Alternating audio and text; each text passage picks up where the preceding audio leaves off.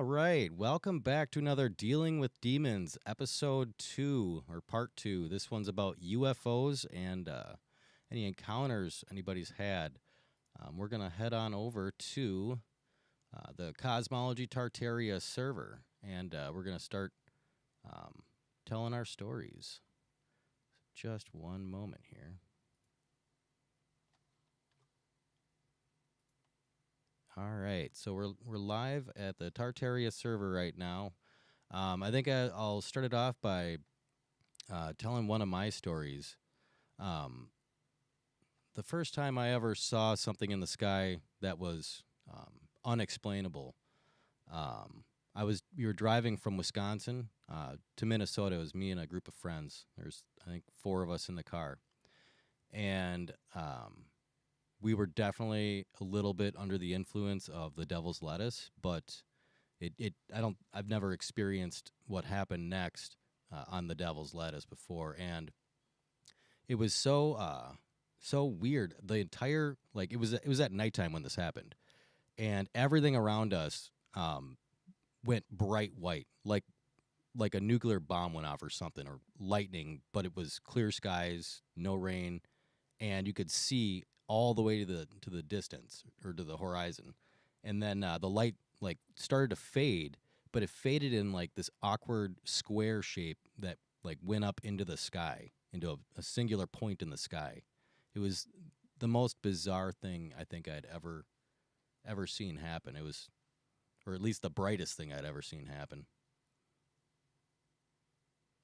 And then I had another one that I saw outside of my window when I was living in this trailer home, and I'm looking out the window, and I could see this thing rotating, but it was almost invisible, and I was only able to see the edges of it where it connected. It was kind of like a polygon was clipping through a wall in a video game. I ran outside to go look at it, and when I went out there, I couldn't see anything. There was people out there. I asked them if they could see it or they saw it, and nobody saw it. So I was kind of bummed at that one. There was another time when I was a very little child. I was riding in a truck with my dad cross country, and I remember, I swear this one might just be a dream, but I remember waking up in the seat, and we were stopped at some train tracks, and I looked out of my window, and I could see this it looked like a Christmas tree that was just all lit up and rotating and just kind of hovering above the train tracks. It was very bizarre. I think that one could have been maybe a train, and we were just stopped there, and I could see it in the distance coming. But man, that is so vivid in my brain. It I could probably draw it out if I had some crayons. Let's see. We got a couple people here. I know Coal Mining Man, you were saying you had a story you'd like to share. And we got No Tanks too. Let's see. Go ahead and share your story if you got one, Cole.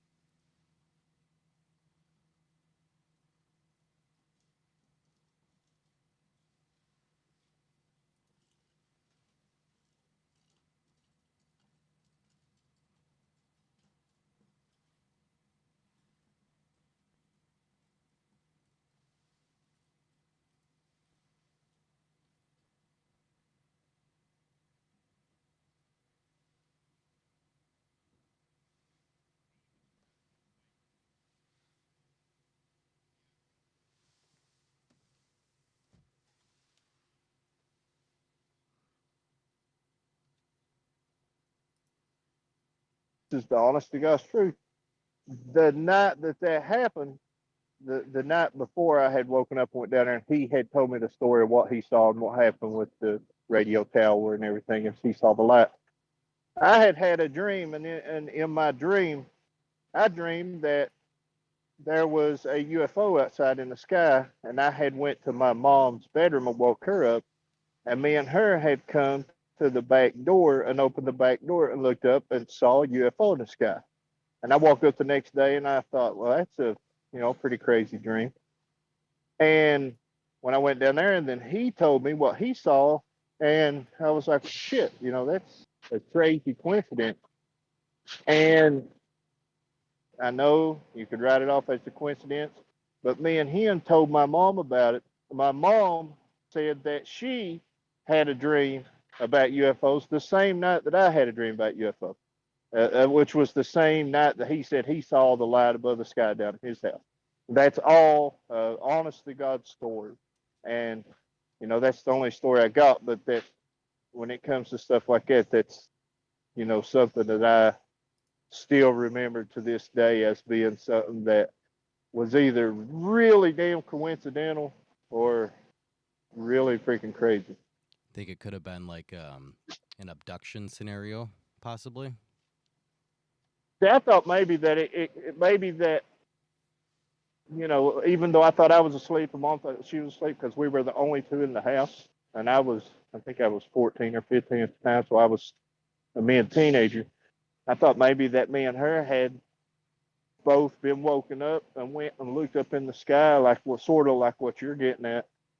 And after it was over, we'd lay back down, but something had happened that made us not remember because I can still remember it to this day. We had French doors on the back of the double wide, and I remember me opening the door and stepping out, looking up and seeing just a in my dream it wasn't really a like drawn out UFO. It was more like just me knowing in my mind that that's a UFO. I don't really have an image in my mind of what it looked like other than I just knew it was a UFO.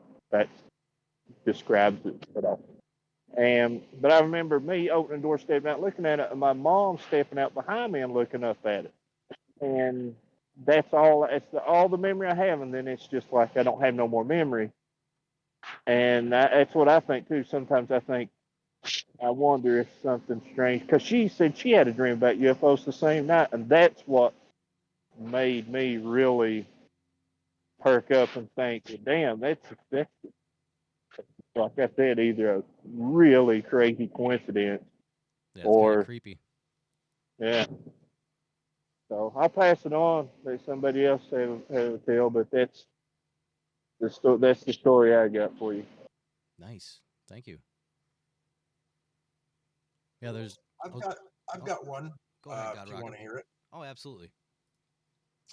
Okay, this is in the year I think 1967. I think I was like 12 years old, and my parents lived right next door, right. I mean, very close to Hill Air Force Base. And as the crow flies, the landing strip to the Hill Air Force Base would probably be less than a mile from my parents' home. Less than a mile. There's the highway behind us, and then on the other side of the highway, there's the fence, and then the gate, and then Hill Air Force Base. It's a huge Air Force base in Utah.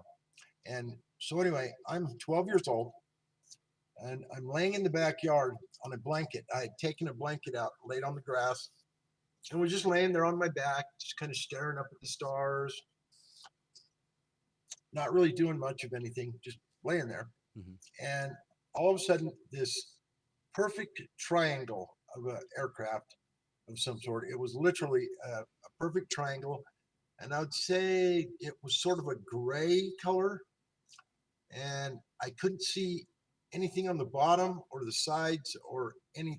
Maybe the sides was a little bit darker color, maybe darker gray, or maybe a charcoal, but it was a perfect triangle. And I think it could have been no more than 500 feet above my head, no more. It couldn't have been any higher than that.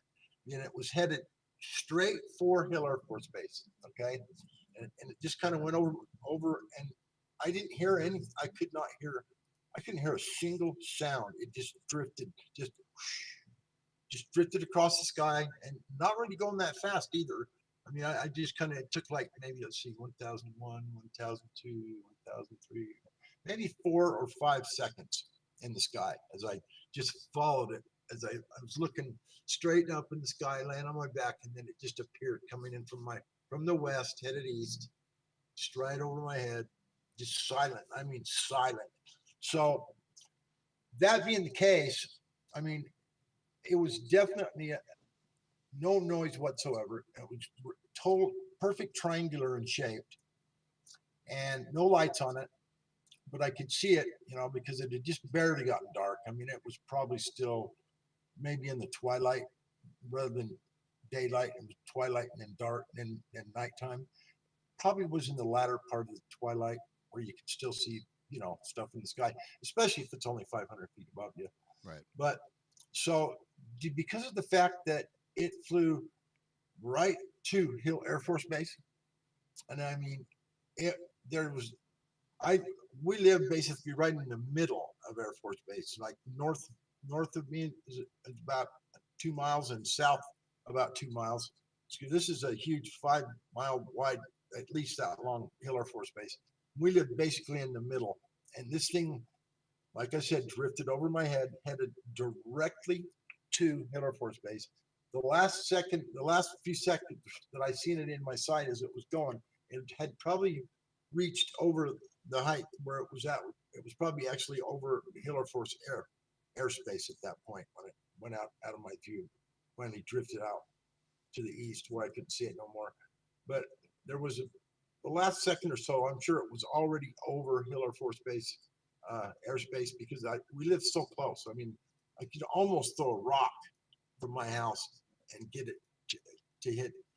I'd probably get close to the fence anyway. That's how close we live to Hill Air Force Base. So I would think, this is 1967, and I seen this thing. I mean, I know I seen it. It was just, I mean, it was clear as a bell. I seen it, watched it drift overhead. So in my opinion, these things that we see in the sky, especially these rectangular or these triangular shaped, whatever they are in the sky, they've got to be military. They got to be, because this is 1967, and it flew straight to Hill Air Force Base. I mean, just drifted over, completely silent. There's no way something like that's going to fly into Hill Air Force Base's airspace, fly over Hill Air Force Base, and have it not be some national news. Oh, we got invaded by, some UFO or whatever, blah blah blah. It would have been all over the Mm-hmm. news, or something, if it wasn't one of their aircraft, in my opinion. Of course, this is all speculation on my part, but I did see it very clearly, perfect triangle, and it drifted over to Hill Air Force Base. Period. I mean, I watched it enter their airspace and then Right. disappear. Yeah, it'd make Probably a lot of land. sense. It'd make a lot of sense if the government was behind a lot of the things that are unidentified, and Right. they're not telling us the whole story when they say when the evidence comes out of video footage of them or whatever, like they just really play it coy. Right. Yeah, they do. Well, thank you for that I wish story. I'd had a camera at the time, because I would have actually would have had to have had it in my hand, looking at the stars, Mm-hmm. and have it enter the field of view for the camera to click it. I probably would have been. I don't know if I'd have been quick enough to get a photo if I'd had a camera in my hand, but I may have. But it was pretty clear. I mean, I seen it very clearly because it was so close. I mean, it was literally 500 feet above me at the most. If I had to guess, I'd probably say more like 200 or 300 feet, because it was only another quarter of a mile to the landing strip at Hill Air Force Base, and it would have been over the landing strip, in a Mm-hmm. matter of like another 3 more seconds after I seen it drift over me. It actually would have been at that point right over the base landing strip. So it had to have been military. Nobody ever heard of nothing about it. It wasn't on the news. Makes sense. I mean, this is 1967. when most of that kind of stuff probably didn't hear too much about it. You know what I mean? Mm-hmm. But yeah, I did see one, but I think it was a military vehicle. That's the only thing that makes any sense to me, because no one ever said anything about it. I never heard anybody else say they seen it, or the news. It wasn't on the news or nothing. But yeah, it was. It astounded me. I'll tell you that. I was like this 12-year-old kid in shock, looking at this like triangular craft just drift over my head straight to Hill Air Force Base. It was pretty. I'll never forget it. I can still see it today in my mind. All I have to do is just think about the memory, and I can see that thing in my head. Crazy. Yeah, it's I've seen a couple things in the sky, and every time I do, I the last thought in my mind is like using my camera to capture it. Like I don't know, like there's some mental lock or whatever. Um, and then I do have one more story.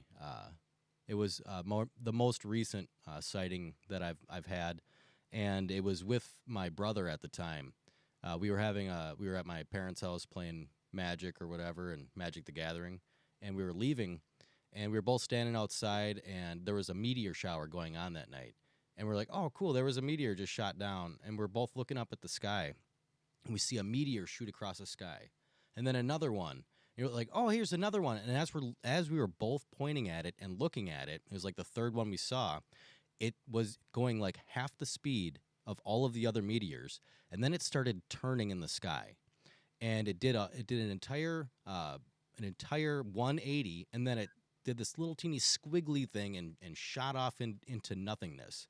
And the whole time, it was like a chromatic orb that was like fluctuating in colors as it went, and we we both looked at each other, and I was like, did that look like what it looked like to you?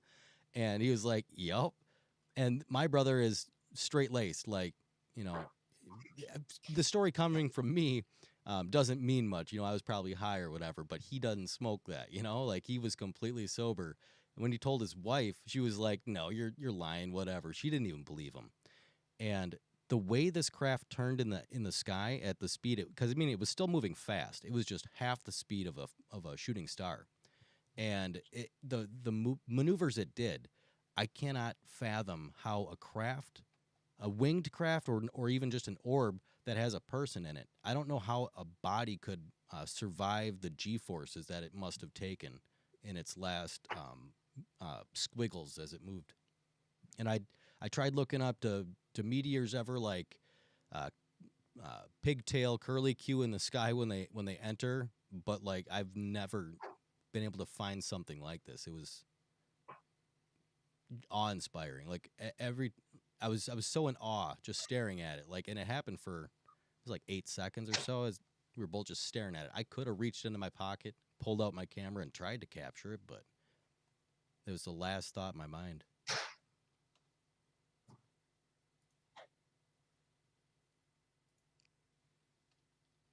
Kind of makes you wonder if that ain't, if there are something visiting here, that ain't how they, you know, get by coming down without being seen, is using, natural phenomena like that to sort of try to hide and blend in with. Right. That way to keep from being seen. Or even if they are seen, they'll be thought as maybe something else. Yeah, it's a well, and with with the more recent ones too, like we had the big balloon floating over, and then at that same time we had a bunch of other, like three other unidentified craft sightings, and one of them got shot down by a jet. It was like was it hexagonal in shape? It's like there's definitely stuff in the sky that we can't really explain. You know, to say it's an actual alien, I don't know. I think it might be something even terrestrial, or maybe it's a silicon-based life form that's created deep in the core of the Earth, and it comes out, you know, deep sea vents, and leaves through the ocean, flies around in the sky, goes up into our upper atmosphere, and maybe it exists for like a couple hundred years, and then it dies or whatever. And maybe I was witnessing one of them crash landing and dying or something. You know, like the craft itself could be alive. You ever watch that movie, Nope? I think that's what it's called. No. NOPE. Nope. That's what that movie's about. Really? Is yeah, it's about a UFO, but it's actually a creature, Hmm. and it's in the sky, and you know, you can mistake it for a cloud, and you can mistake it for a couple different things, Hmm. but it's what people would call a UFO, but it's actually turns out to be a creature that's basically eating people. And when people say they're abducted or stuff, that's what's going on. I think. Yeah, I think I've heard of it. I just never picked it up.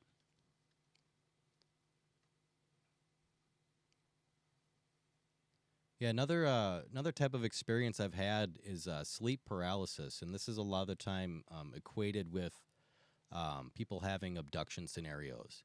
And I've had pretty much everything on the spectrum for a sleep paralysis scenario where I've been locked in my body, where all I could do was look through my eyes, and my breathing is even stuck in a sleeping state, and it's so anxiety driving. Like it started to freak me out. But I've had the ones where I'm laying in bed and I wake up with this intense like fear or adrenaline rushing, and I don't know why, but I'm just terrified. And then there's other ones where it feels like I'm being pressed into the bed, and out of the corners of my eyes, I can see like tall figures surrounding my bed. And it's interesting because a lot of the time, my when this would happen, my bed was usually against a wall, but the way I was visioning it was they were completely surrounding me, even on the side of me that was touching the wall, and the wall essentially wasn't there. It's very. I can definitely see how people equate these to abduction scenarios because they are extremely terrifying, and you feel like you're being kind of psychically or like a telekinesis or being trapped because there's nothing physically touching you when it happens. It's just you feel like you're being pressed. It's very interesting.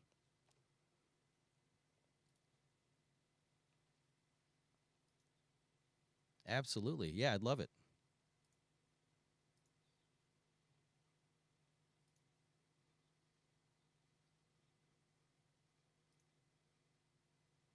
And I do believe that we live in some kind of an enclosed system. You know, I believe in biblical cosmology. We won't get into that, but this is a just a brief, introduction. That's where I'm coming from. Is what it says in the Bible is, in my opinion, is most likely the most truth that we're going to get about the Earth. And anyway, so enough of that. Sitting on the golf course, a friend of mine that I went to high school with, my best friend all through high school and junior high, he moved to a small town in central Utah called Fillmore, became a farmer, worked for his dad, and they're rich, rich, rich people. So he built a golf course of his own. He built it, he owns it, it's still there. It's the Fillmore Public Golf Course in Fillmore, Utah. Um, we're sitting on the ninth green, watering the grass, watering the green by hand with a hose where the hose bib come out of the ground there. And we were just kind of sitting by one of the sand traps, spraying the green, just kind of bullshitting, probably smoking a joint if I remember right. I can't remember. A long, long time ago. And so all of a sudden, coming right out of the west sky. Now, this is the part that's got me a little bit kind of wondering what really was going on here because, like I said, I believe we lived in an enclosed environment. I don't think no one gets in. I don't think anyone gets out. That's just my opinion, and I agree probably with that. no one's probably going to change that. And that part of my thinking, not without sufficient evidence, other than than just words. You have to actually prove to me that outer space is There's no real way, and all right? that. Yeah, exactly. Yeah. So anyway, we're sitting there on the edge of the green, right next to the sand trap, because I remember when I drew a picture in the sand. I said, "Is this what you seen?" And he said, "Yeah, that's exactly what I seen." So first of all, we're looking. All of a sudden, I see this red fireball coming right toward us out of the west sky, and it wasn't. I mean, it didn't seem to be that high, but I guess it was fairly high in the sky, I guess. But it's just this red burning ball and it had a stream of smoke behind it. And then all of a sudden it just went out. Poof. gone, like it burned out, fizzled out. It was gone. I remember I point. I said, "Look at that!" I screamed and pointed, yanked my arm up. He turned his head and seen just the very last part of it.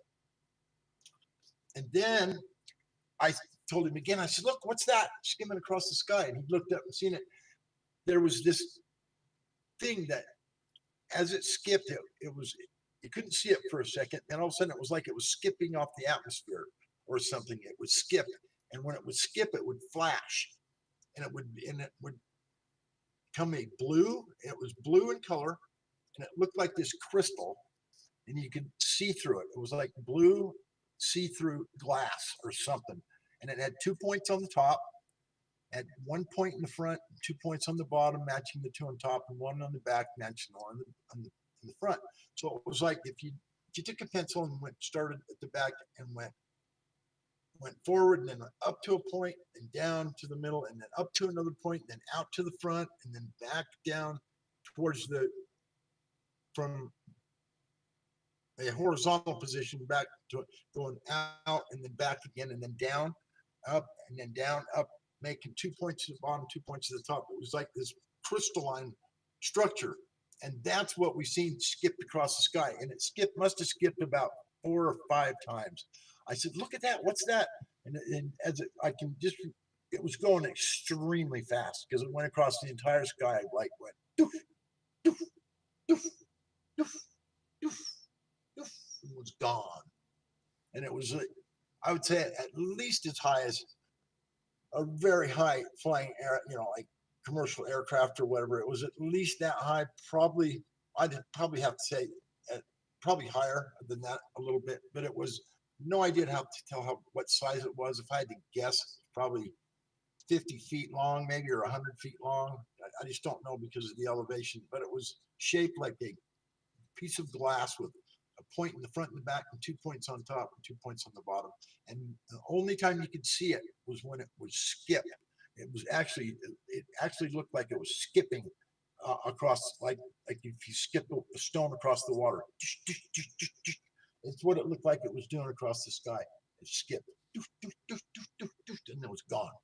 Just went going headed from west to east, and just didn't lose any elevation. It stayed a very flat plane of travel and just was gone. Just kept going. And I have no idea what it was.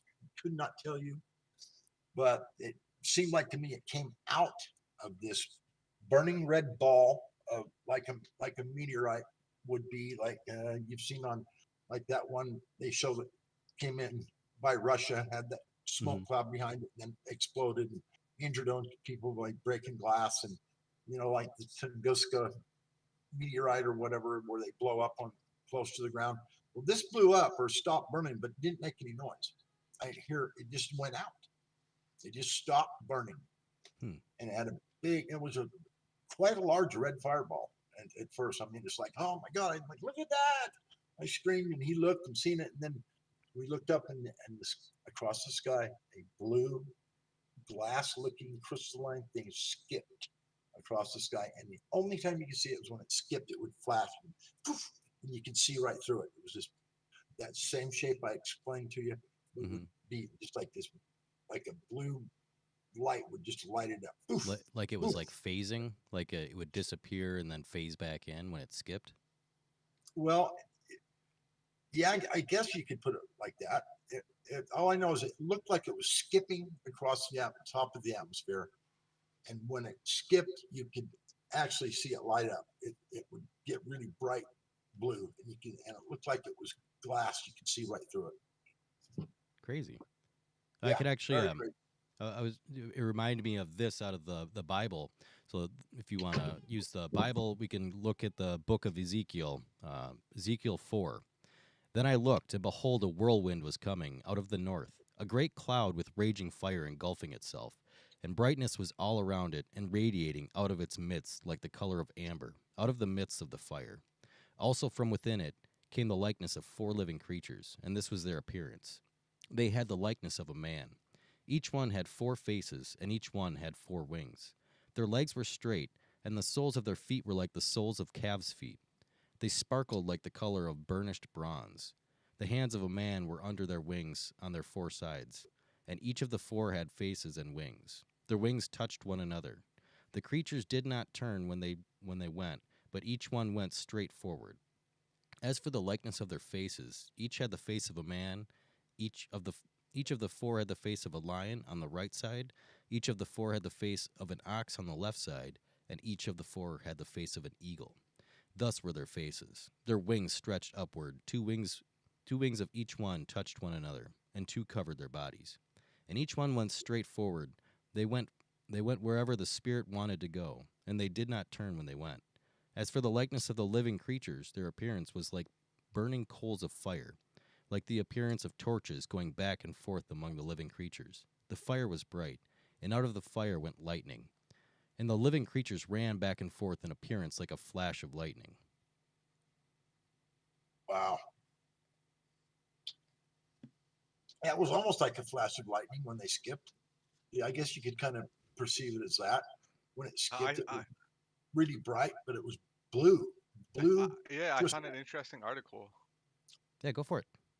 yeah, go I ahead. posted it. I posted it in the chat link. I can guess read a bit. Yeah, you want to read it The out headline for us? is the headline is flying saucers could one day probe the mesosphere, because the mesosphere is where all the meteorites happen, like the fireball you're describing. That all Yeah. happens in the mesosphere. And it says here, researchers have created thin levitating disks that could be used to study the mesosphere. Right? It says, yeah. Anyways, yeah, I guess like disks or what? Interesting. Used to study the mesosphere in what way? I mean, what this disk is doing I mean, what? I mean the mesosphere is where all the water droplets accumulate. Like when there was like the biblical flood, right, in 2239 BC of Genesis, Noah's Ark. Well, that was um that was the collapse of the water vapor canopy.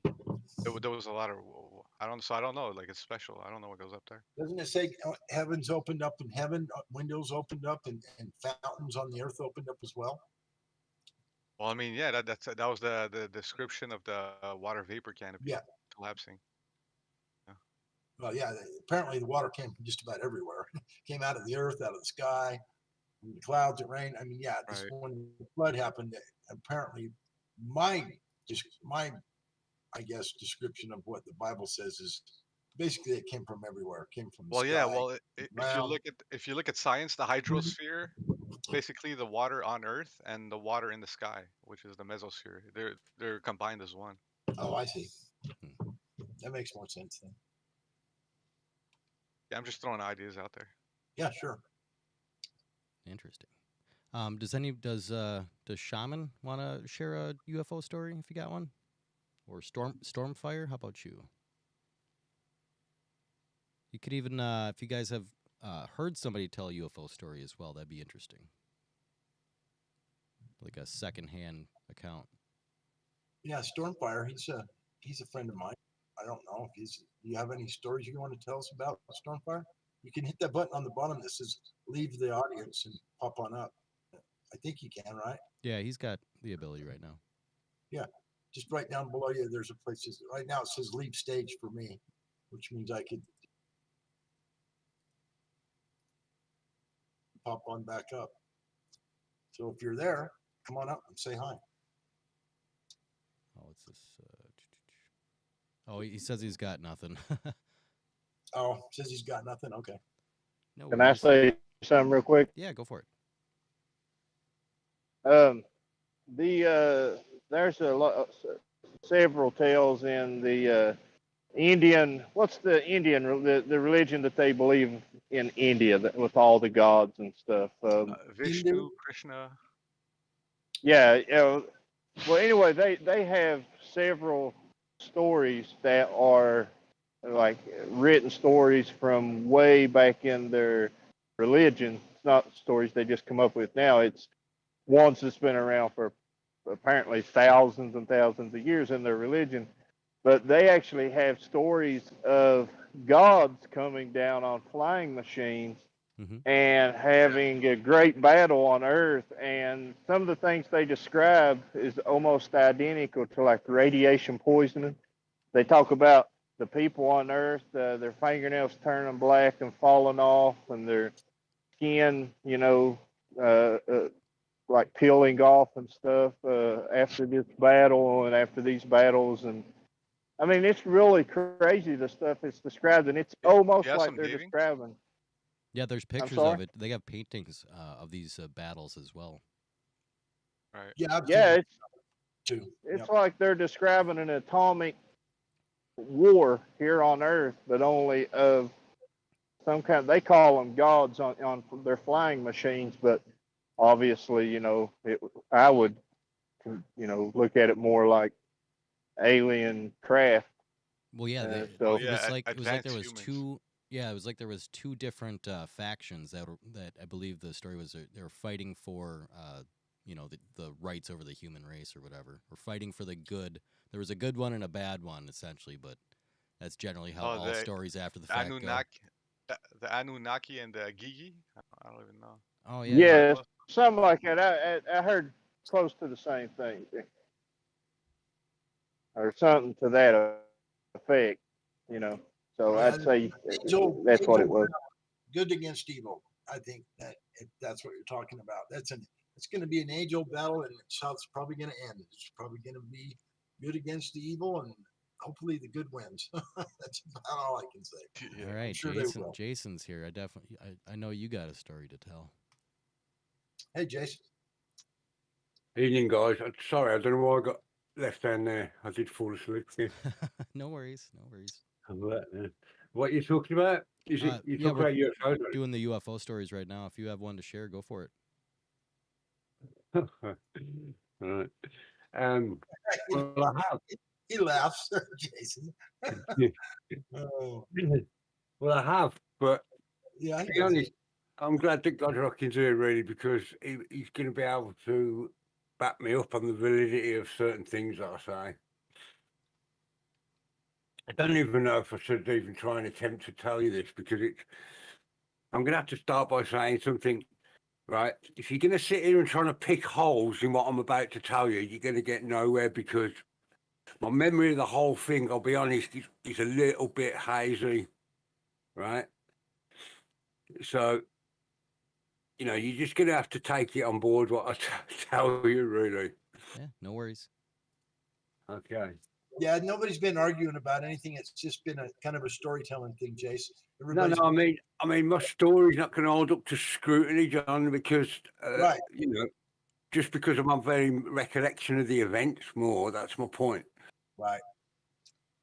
Because you know what I'm going to say, don't you, about that morning? Of course I do. Right. Okay. Yeah, right. Okay. Well, this was about. It was a few years ago now, wasn't it, John? Maybe about 3 years ago. Sorry, God Yeah, Rocky. About two or 3 years ago. yeah, yeah, something like that. Sure. Yeah.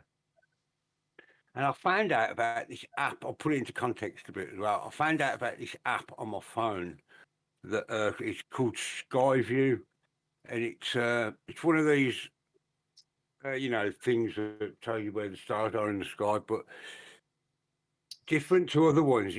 It augments it over the top of the real sky for you, so it's like augmented reality. It works really well.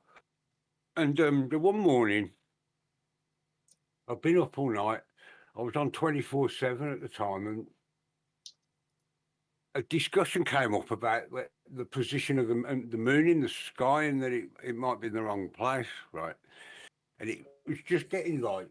It was in the morning in the summer, and as an afterthought, I've been listening to the conversation, and I thought, well, I've got that app on my phone. I can go and check it out. So I've got my phone, right, which I'd never used this app before, I must add. I turned it on. I went outside in the garden, and I looked, and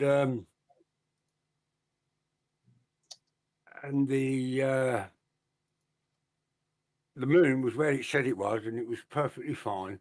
And I'm looking at the screen of this, and there was like a blue dotted line on the app, and it was the trajectory of where the ISS was supposed to be going over, right?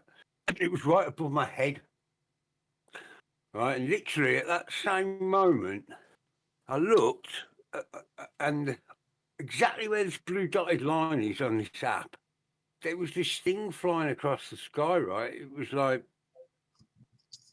and this is where it gets a bit weird. It looked, it looked like, it looked like a square box with two solar panels sticking out of the side of it with a red light on the bottom, flying along totally silently over my head, right? And it just flew off, and it kind of shocked me a bit, for want of a better word. I'd never seen anything like that. It was bizarre. It wasn't like a light in the sky, you know. It was light, and I could see it clearly. It had, you know, it had. That's all I could say. It was a very, very strange thing. You were just using your eyes. You weren't using like a scope or No, I could just binoculars. see it with my eyes, yeah. And I'll be honest with you, I didn't even think about the fact that I had my camera in my hand because I had my Mhm. phone in my hand. I was just that shocked by it, and really, that's how me and Godrocking got talking properly, because I went in and told everyone. I don't think they really believed me, and me and Godrocking got talking on a different, somewhere else differently. But we went somewhere else to talk about it, and Yeah, I that's how. remember. Yeah, I think I told you. I said you said that the app says that it's supposed to come by again tomorrow morning in basically the same place, right? Yeah, I was going to get onto that, but go on, you can go Yeah, on. yeah, and I said, well, you better get out there with your camera, and I think you did, right? You went out the next day with your camera and actually got a photo of this thing. Yeah. It was amazing, and he's got a picture of it. Is it a video? Yeah, I should actually put that into a little bit of context. The Yeah. idea was, because it wasn't I didn't think it was the ISS or anything. It was too low. I know what the ISS looks like, man, because I photographed it. Right, it was like it was following that trajectory, and Godrocking's idea was go out the next morning when the next past the ISS was coming and try and get it. But when I went out, the the if you look one direction, it was getting light. You could see the sun starting to come towards you. And if you look the other direction, it was still dark. And I waited, and the ISS turned up like as punctual as ever.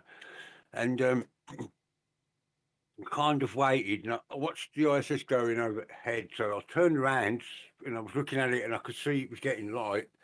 And then as I turned around again to look at the dark behind me, sure enough, out of the dark, I couldn't see any structure on it this time, really, because it was a bit darker. But there was this thing with a flashing red light on the bottom again, following the exact trajectory that the ISS took. It was bizarre. Crazy. And you said you I had did- video of it then. Huh? That's he started filming. Yeah. Well, no, I think I got a picture of it. Oh, Yeah, I knew but you got some. I've seen some image. I know that.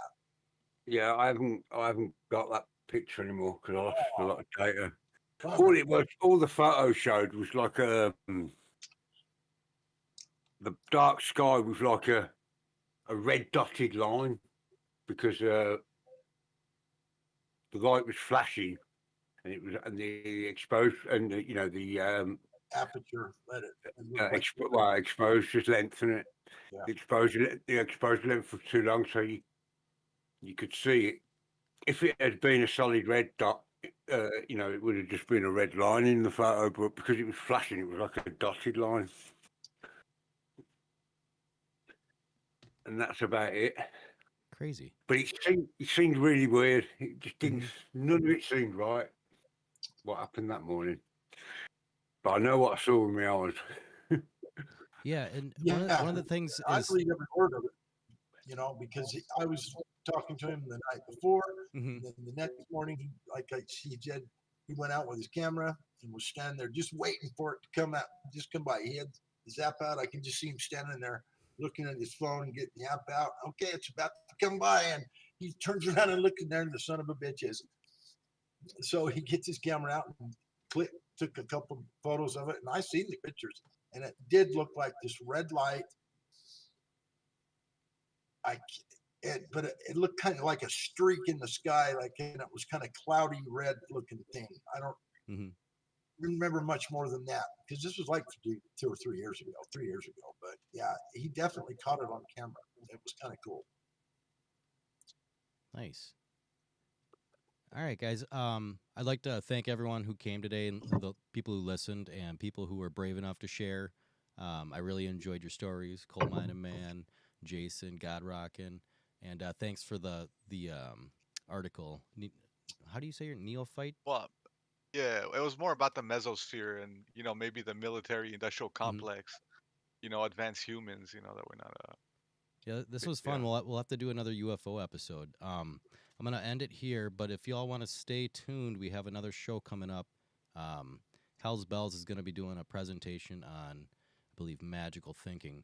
I'm gonna pop out, and I'll be back in just a minute. Thanks for coming, guys. Yeah. What did he say? Mad people thinking? That was What was that presentation going to be? I'm not certain. Oh, Magic, magic. magic world thing. Yeah. Oh, okay.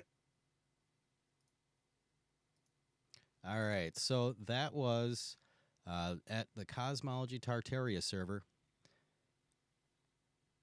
and I'd like to thank you for watching. You go ahead and like and subscribe, and we will have more next week. There'll be another one next week. It's going to be out of body experiences. So stay tuned.